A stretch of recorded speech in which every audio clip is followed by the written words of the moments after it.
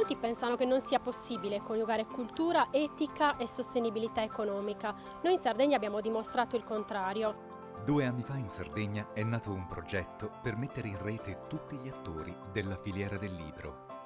Il primo passo è stato mettere a disposizione degli operatori un portale che permettesse a tutti di incontrarsi, condividere esperienze e informazioni e di lavorare insieme. In questo progetto non poteva mancare la comunità dei lettori.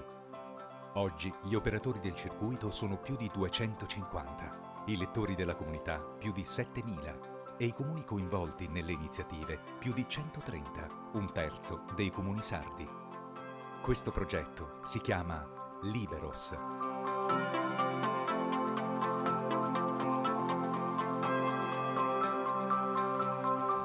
La cultura migliora veramente la qualità della vita delle persone, ma non solo la cultura vissuta in modo solitario, ognuno nella propria casa, soprattutto la partecipazione agli eventi culturali è dimostrato scientificamente che migliora la qualità della vita e addirittura la qualità della salute reale e percepita delle persone.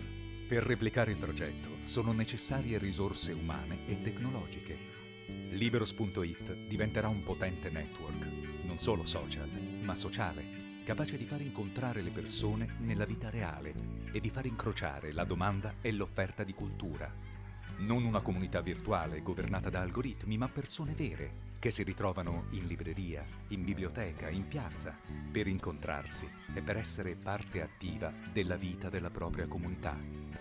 Pensate a uno strumento capace di fare questo e pensate che noi l'abbiamo già progettato. Liberos è un modello di sviluppo sociale, culturale ed economico. Se lo condividi e vuoi far parte di questo progetto, Smart Hub è l'occasione migliore per farlo.